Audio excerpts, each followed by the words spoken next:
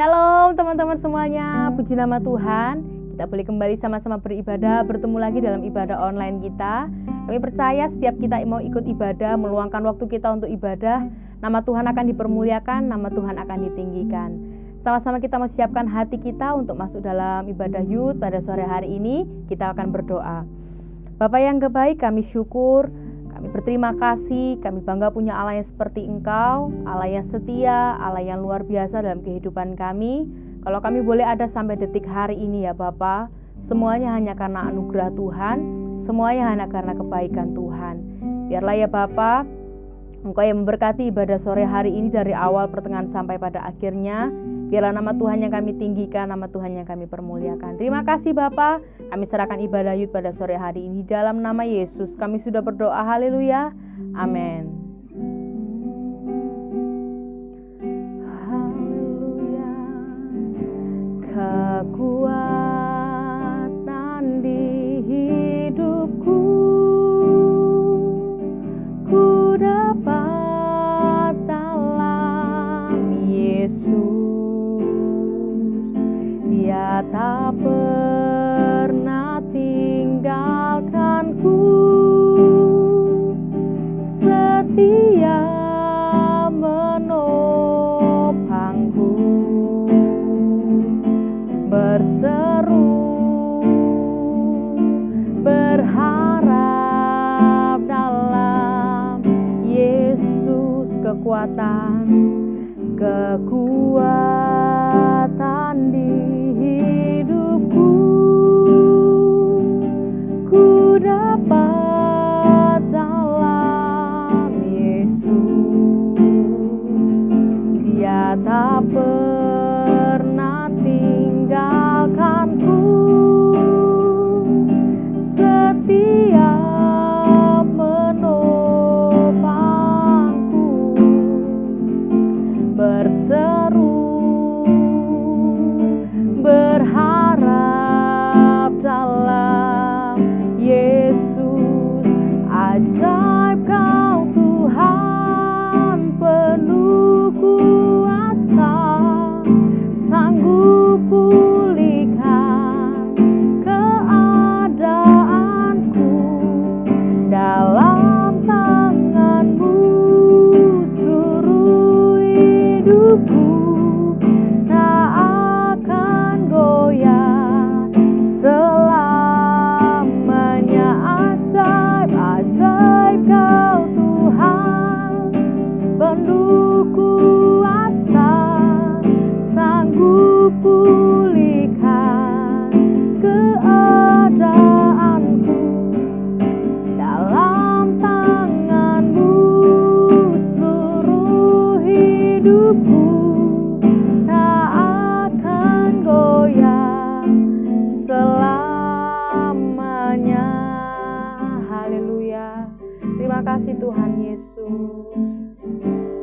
Kekuatan di hidupku, ku dapat dalam Yesus. Dia tak pernah tinggalkanku, setia menopangku, berseru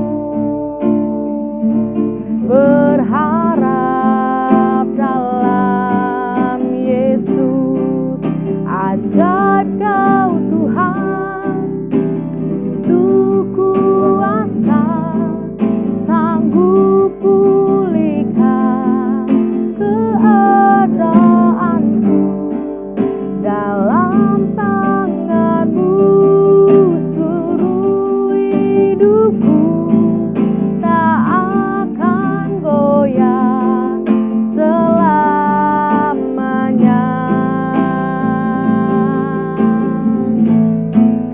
Ajaib Kau Tuhan, penuh kuasa, sanggup pulihkan keadaanku.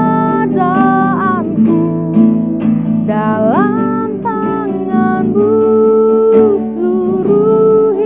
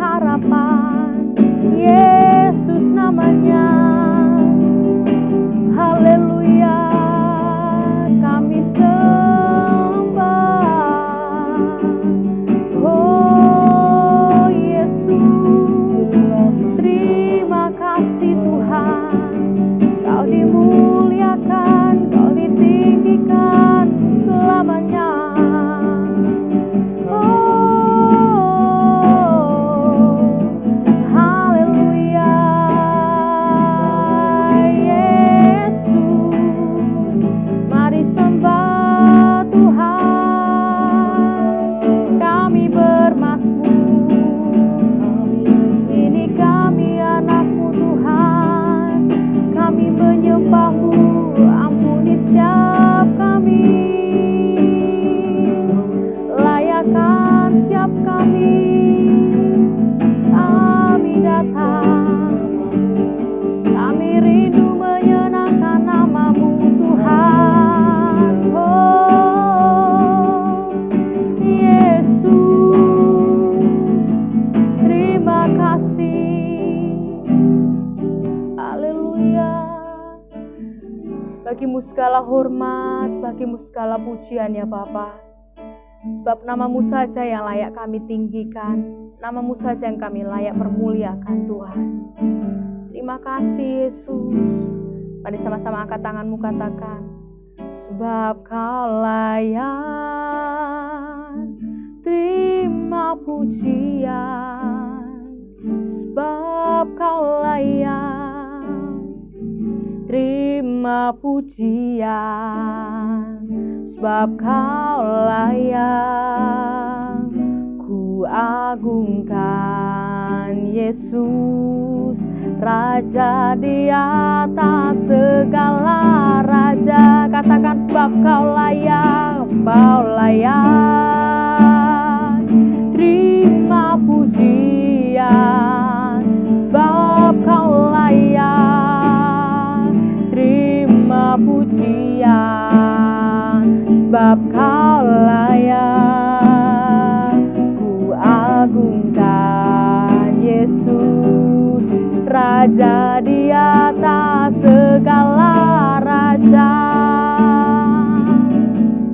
Raja di atas segala raja, oh Raja di atas segala raja.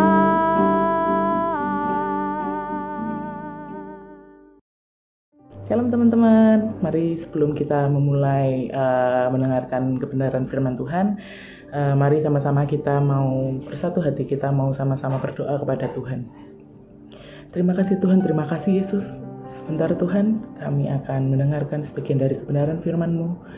Kami saat ini Tuhan mau menyiapkan hati kami Tuhan, kami mau menyiapkan pikiran kami Tuhan, kami menyiapkan telinga kami Tuhan hanya untuk fokus kepada Engkau Tuhan, hanya untuk fokus mendengarkan sebagian dari kebenaran firman-Mu yang akan disampaikan pada hari ini Tuhan. Kiranya Tuhan, Engkau memberkati hamba-Mu yang akan menyampaikan firman ini Tuhan, biar apa yang hamba-Mu sampaikan bukan berasal dari pikiran dan perasaan hamba-Mu Tuhan, tapi berasalkan daripada Engkau Tuhan. Biar apa yang hamba-Mu sampaikan dapat berguna bagi orang-orang yang mendengarkannya juga Tuhan. Kami mau kembalikan semuanya ke dalam tangan-Mu Tuhan. Kiranya Engkau menyertai dari awal pertengahan hingga akhir sharing pada hari ini nanti Tuhan. Terima kasih Tuhan, terima kasih Yesus, haleluya, amin.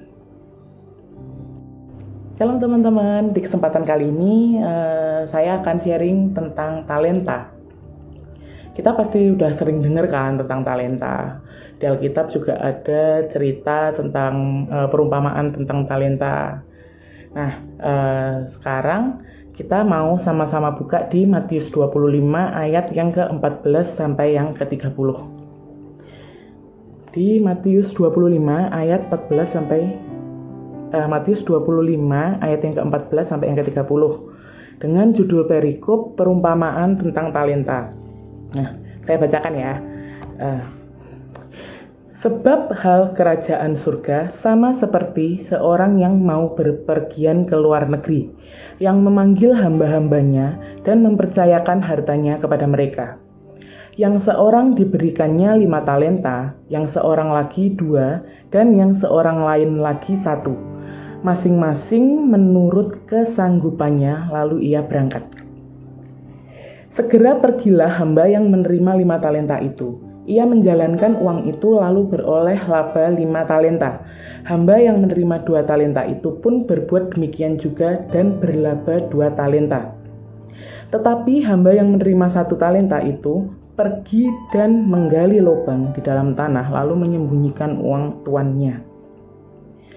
Lama sesudah itu pulanglah tuan hamba-hamba itu lalu mengadakan perhitungan dengan mereka.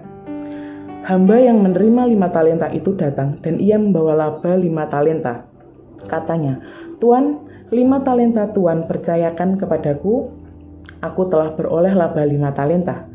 Maka kata tuannya itu kepadanya, Baik sekali perbuatanmu itu, hai hambaku yang baik dan setia. Engkau telah setia dalam perkara kecil, aku akan memberikan kepadamu tanggung jawab dalam perkara yang besar. Masuklah dan turutlah dalam kebahagiaan Tuanmu. Lalu datanglah hamba yang menerima 2 talenta itu, katanya, Tuan, 2 talenta Tuan percayakan kepadaku. Lihat, aku telah beroleh laba 2 talenta. Maka kata Tuan itu kepadanya, baik sekali perbuatanmu itu, hai hambaku yang baik dan setia. Engkau telah setia memikul tanggung jawab dalam perkara yang kecil. Aku akan memberikan kepadamu tanggung jawab dalam perkara yang besar. Masuklah dan turutlah dalam kebahagiaan Tuanmu. Kini datanglah juga hamba yang menerima 1 talenta itu dan berkata, Tuan, aku tahu bahwa Tuan adalah manusia yang kejam, yang menuai di tempat di mana Tuan tidak menabur, dan yang memungut dari tempat di mana Tuan tidak menanam. Karena itu aku takut dan pergi menyembunyikan talenta Tuan itu di dalam tanah. Ini, terimalah kepunyaan Tuan. Maka jawab tuannya itu, hai kamu hamba yang jahat dan malas, jadi kamu sudah tahu bahwa aku menuai di tempat di mana aku tidak menabur dan memungut dari tempat di mana aku tidak menanam. Karena itu sudahlah seharusnya uangku itu kau berikan kepada orang yang menjalankan uang, supaya sekembaliku aku menerimanya serta dengan bunganya. Sebab itu ambillah talenta itu daripadanya dan berikanlah kepada orang yang mempunyai 10 talenta itu. Karena setiap orang yang mempunyai kepadanya akan diberi, sehingga ia berkelimpahan. Tetapi siapa yang tidak mempunyai, apapun juga yang ada padanya akan diambil daripadanya. Dan campakkanlah hamba yang tidak berguna itu ke dalam kegelapan yang paling gelap. Di sanalah akan terdapat ratap dan kertak gigi. Amin. Nah, dari ayat bacaan tersebut, di sini saya akan membahas beberapa hal yang berkaitan dengan talenta. Jadi, ada tentang talenta itu apa sih? Terus, untuk apa Tuhan memberikan kita talenta? Dan mengapa penting bagi kita untuk mengetahui tujuan hidup kita, dan bagaimana cara kita mengetahui tujuan hidup kita. Nah, di pembahasan yang awal ini kita akan mempelajari tentang apa itu talenta. Berdasarkan dari perikop bacaan tadi, yang pertama, talenta itu adalah bukti kepercayaan Tuhan. Itu ada di Matius 25 ayat yang ke-14. Di situ dikatakan, sebab hal kerajaan surga sama seperti seorang yang mau berpergian ke luar negeri yang memanggil hamba-hambanya dan mempercayakan hartanya kepada mereka. Nah, jadi talenta itu adalah bukti kepercayaan Tuhan. Jadi, Tuhan itu percaya kepada kita. Karena itu Tuhan memberikan talenta kepada kita. Jadi talenta itu merupakan sebuah pemberian daripada Tuhan. Jadi kita masing-masing bisa punya talenta itu karena Tuhan yang memberikan talenta itu kepada kita. Nah, yang kedua itu adalah talenta setiap orang berbeda-beda. Itu juga tertulis di Matius 25 ayat yang ke-15. Nanti tak bacakan. Ini akan saya bahas sedikit di sini. Jadi talenta tiap orang itu berbeda-beda karena Tuhan itu memberikan talenta kepada kita sesuai dengan porsi dan kesanggupan masing-masing kita. Nah, oleh karena itu kita jangan sombong, kita jangan minder, dan juga kita jangan iri dengan talenta yang dimiliki oleh orang lain. Nah, itu ditulis di yang ayat yang ke-15 itu tadi. Yang saya bacakan ya. Yang seorang diberikannya 5 talenta, yang seorang lagi 2, dan yang seorang lain lagi 1, masing-masing menurut kesanggupannya, lalu ia berangkat. Nah, di sini kan ditulis masing-masing menurut kesanggupannya. Jadi emang talenta yang dipunya sama masing-masing orang itu beda, karena itu emang haknya Tuhan untuk memberikan. Terserah Tuhan mau memberikan talenta kepada A itu apa, yang kepada B itu apa, itu terserah daripada Tuhan yang memberikan. Nah, Oleh karena itu, dari perbedaan talenta yang kita miliki, seharusnya itu kita menggunakannya untuk saling menopang, saling menguatkan, dan saling melengkapi. Jadi kita nggak perlu yang menyombongkan talenta yang kita punya. Kita mungkin minder kok, si A lebih pinter ya main musiknya daripada aku, atau mungkin si B kok kalau WL kok wah penuh urapan dan lain-lain kayak gitu. Nah, mungkin itu memang bukan talenta kita di hal itu.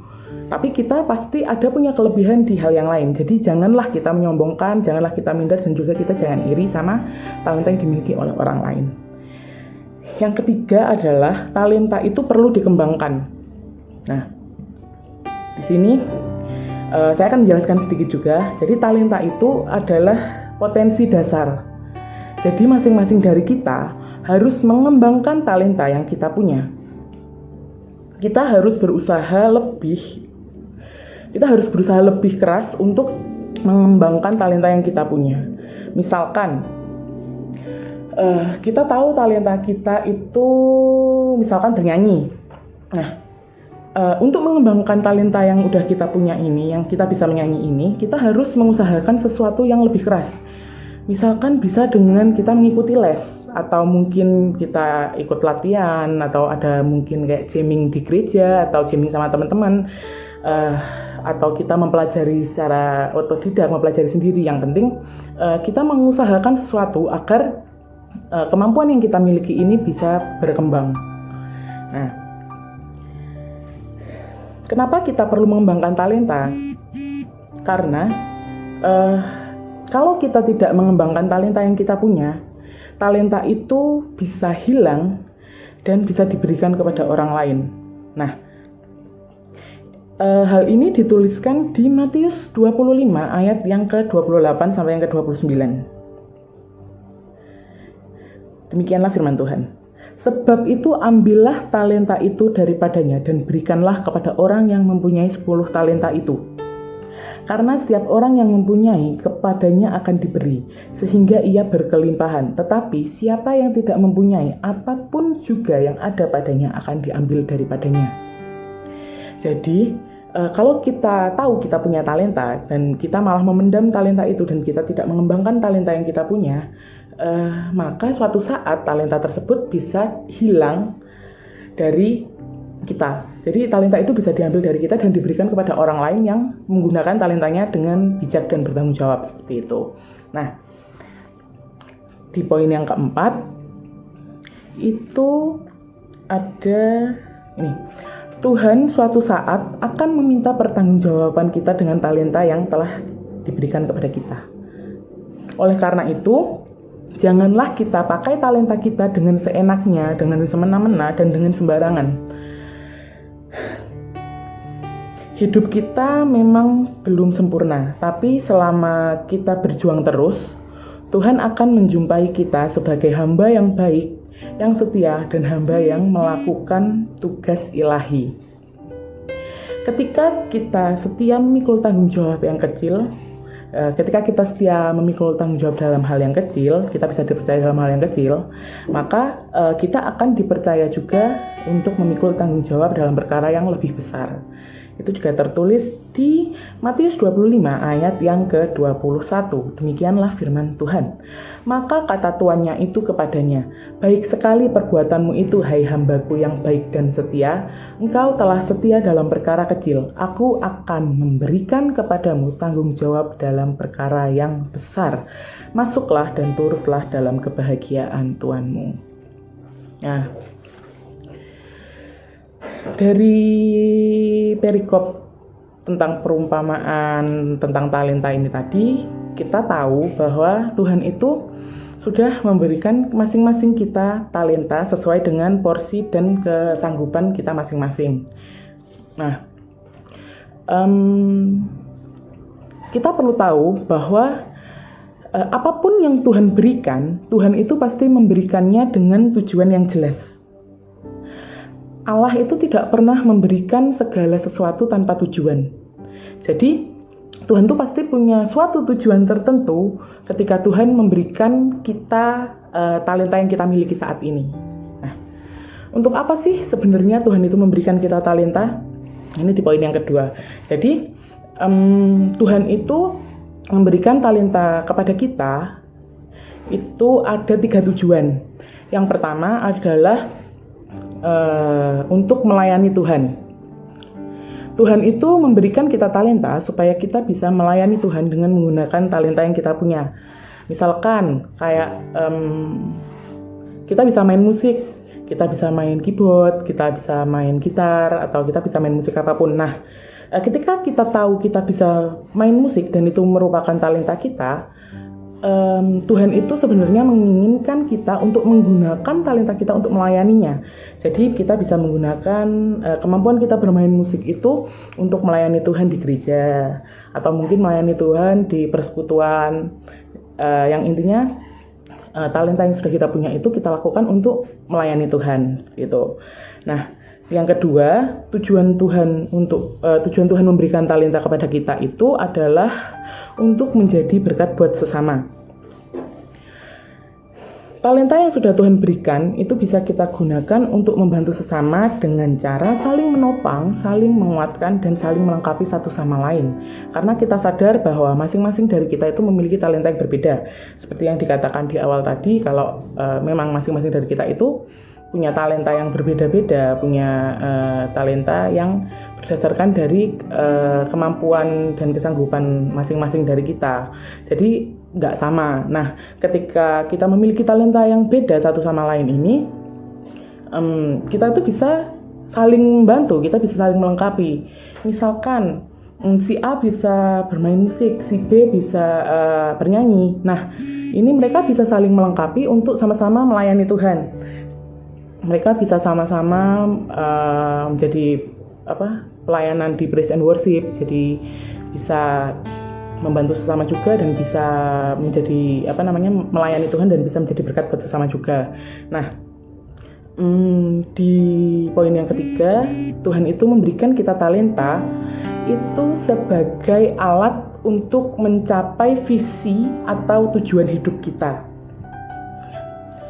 Jadi sebaiknya kita itu tuh mempergunakan talenta yang sudah diberikan kepada Tuhan kepada kita dengan penuh tanggung jawab, dan gunakanlah talenta itu sebagai alat untuk mencapai visi atau tujuan hidup kita, atau mungkin lebih gampangnya untuk mencapai panggilan dalam hidup kita kayak gitu ya. Nah, jadi itu Tuhan itu sebenarnya telah memperlengkapi kita dengan talenta untuk mencapai tujuan hidup kita, untuk mencapai visi kita, dan untuk mencapai panggilan hidup kita. Nah, gimana sih cara kita buat biar bisa tahu apa visi kita, apa panggilan kita, apa tujuan hidup kita? Kenal dengan Tuhan lebih lagi adalah salah satu cara yang paling penting agar kita bisa tahu apa visi kita dan panggilan hidup kita. Nah, di sini kan saya membahas tentang ada visi panggilan hidup kayak gitu kan. Nah, mengapa sih penting untuk kita itu tahu tujuan hidup kita? Apa sih yang Tuhan mau buat hidup kita? Menurut kalian penting nggak sih kita tahu tujuan hidup kita? Apa yang Tuhan mau buat hidup kita kayak gitu? Yang jelas sih penting ya. Nah, kenapa kok penting? Karena ketika kita menghidupi panggilan kita, maka akan banyak sekali tantangan. Tapi kalau kita tahu tujuan hidup kita, maka akan banyak sekali hal-hal yang dimudahkan buat kita. Jadi ketika kita tahu apa panggilan hidup kita, ketika kita tahu apa maunya Tuhan di hidup kita,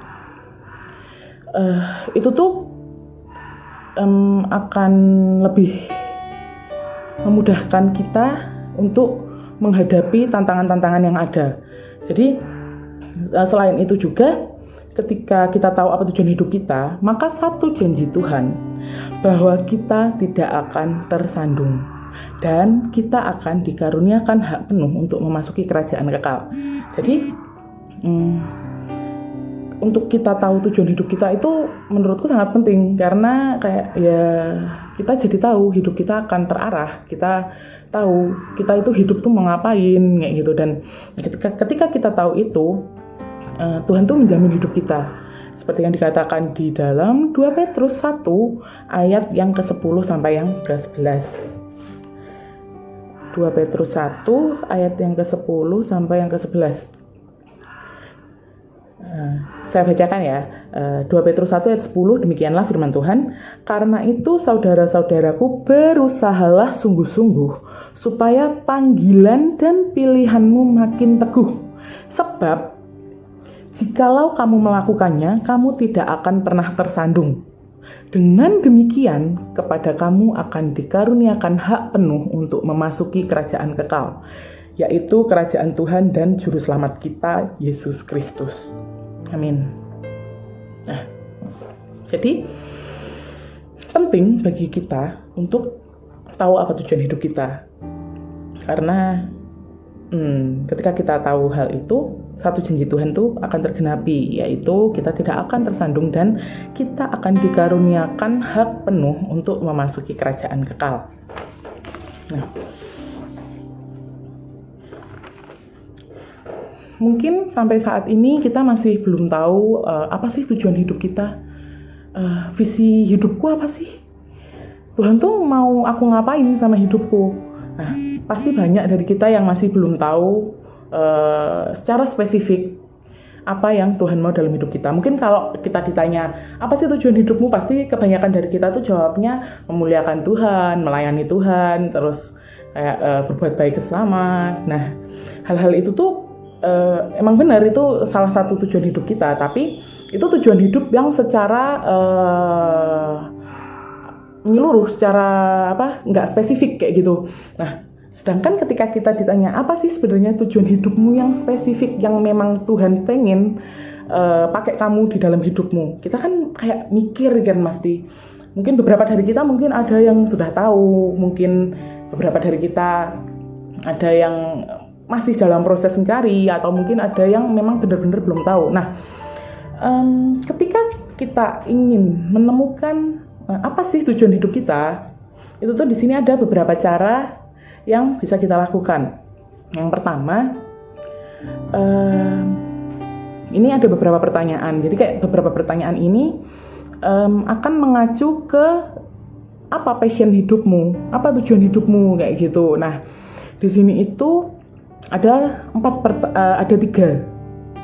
tiga pertanyaan. Nah, pertanyaan yang pertama itu adalah apa yang akan kita lakukan dengan waktu kita.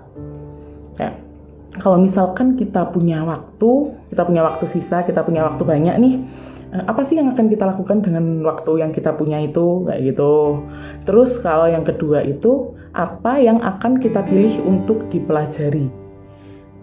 Ini misalkan seperti artikel atau buku apa sih yang menarik buat kalian. Apa sih yang kayak misalkan kalian lagi jalan-jalan di toko buku, di Gramedia, atau mungkin di perpustakaan.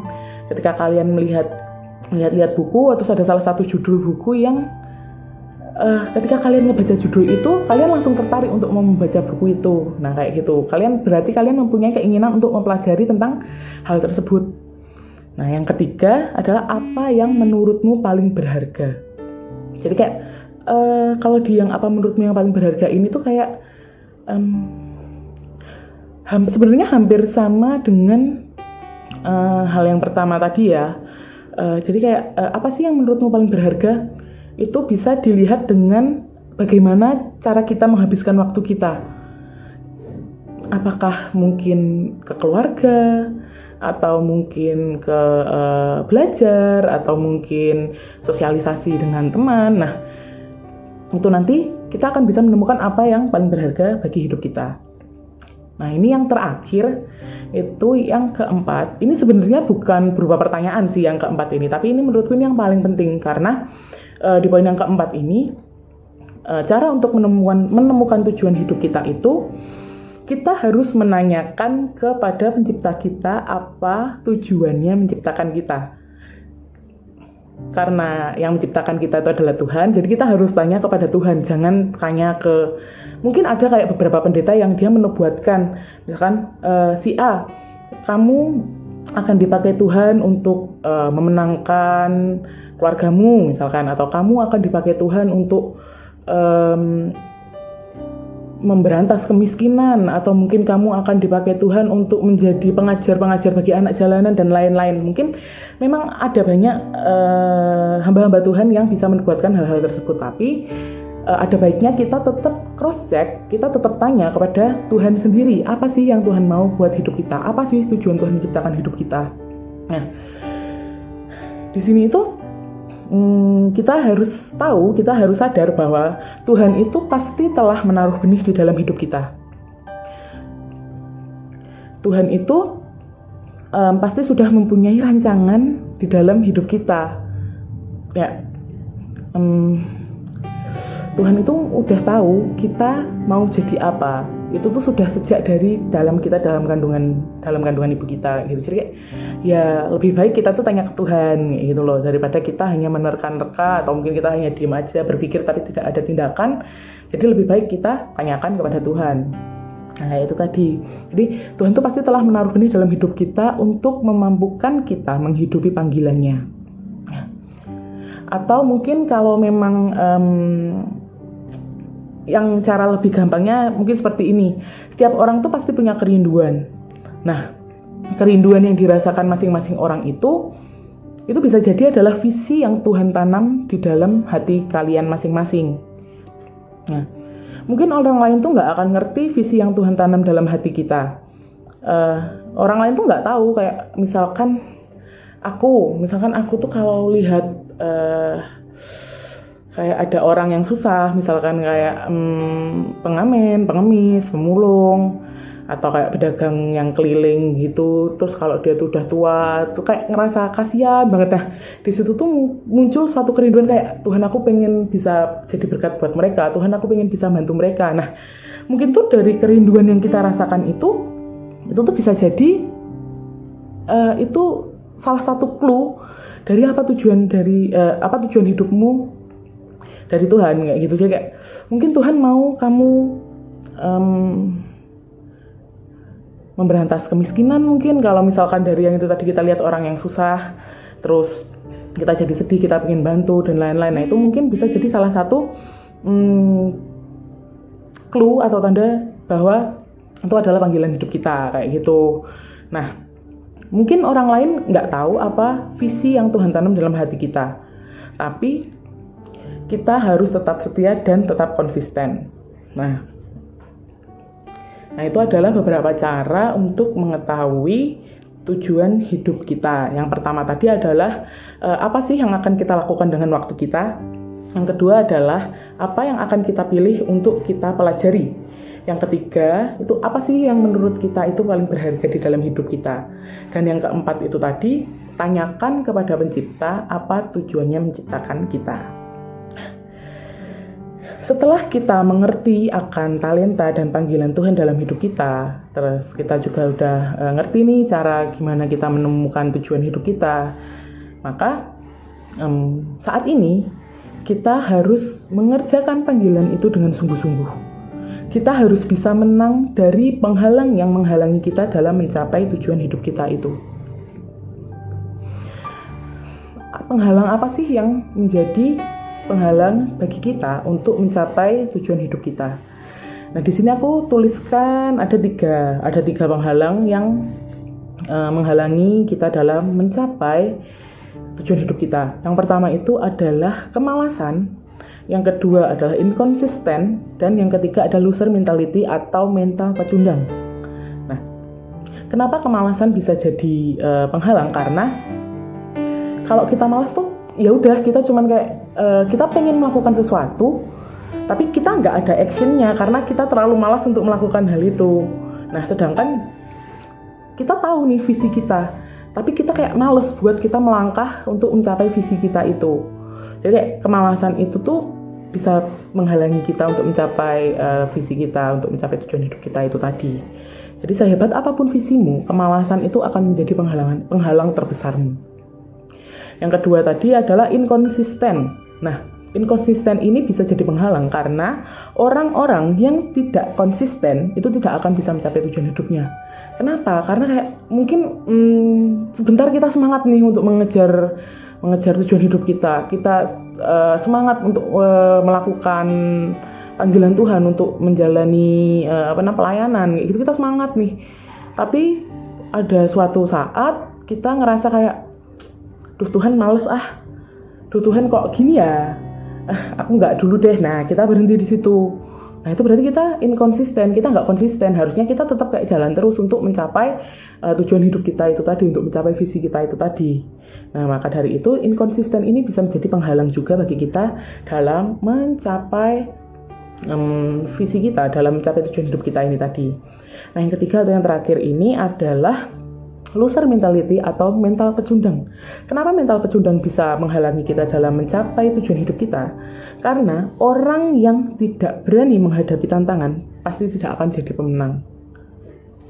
Jadi ya udah, kita udah kayak takut duluan, kayak kita udah khawatir duluan, kita kayak mikir kayak, aduh Tuhan, aku punya visi kayak gini nih, tapi kalau aku jalanin sendiri, aku ngelangkah sendiri, nanti kalau misalkan di tengah jalan ada kenapa-napa gimana? Nanti kalau misalkan di tengah jalan nggak berhasil atau apa gimana? Jadi kita udah punya ketakutan tersendiri dulu di awal. Nah, hal-hal ini itu yang menjadi penghalang bagi kita untuk mencapai tujuan hidup kita atau panggilan hidup kita atau visi dari hidup kita ini tadi.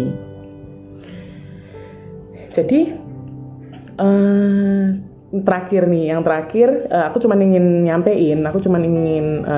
nge-share ke kalian, ngingetin ke kalian kayak kalau gini, sekalipun kita tahu visi kita, sekalipun kita tahu tujuan hidup kita, sekalipun kita tahu Tuhan itu mau apa buat hidup kita, Tuhan itu mau kita ngelakuin apa dalam kehidupan kita, tapi kalau kita nggak bisa menang dari 3 hal di atas yang sudah dijelaskan tadi, yang kemalasan, terus inkonsisten, sama loser mentality ini tadi, itu sia-sia gitu. Karena ketika kita tidak bisa menang dari 3 hal tersebut, maka kita tidak akan pernah bisa mencapai tujuan hidup kita.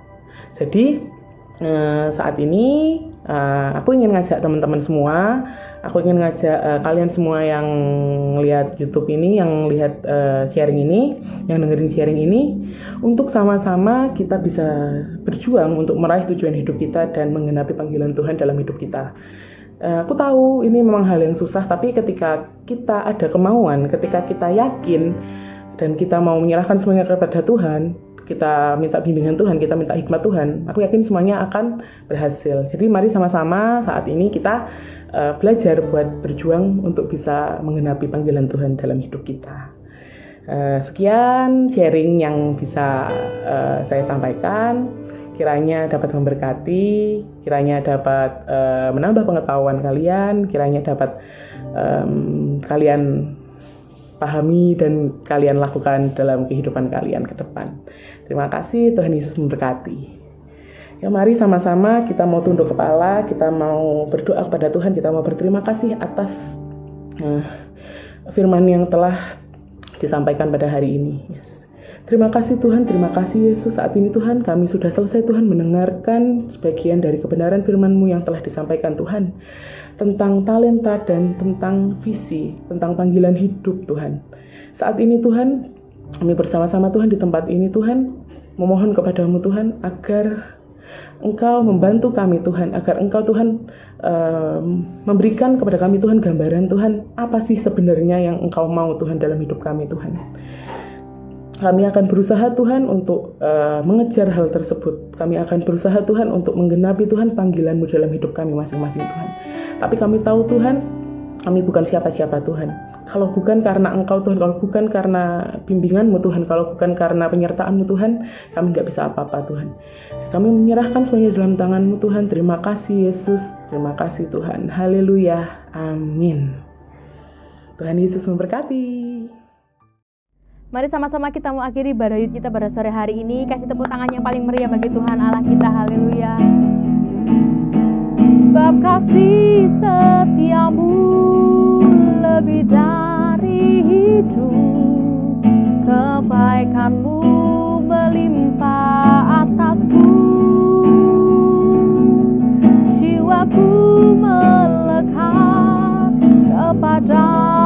Tuhan, betapa ku merindukanmu.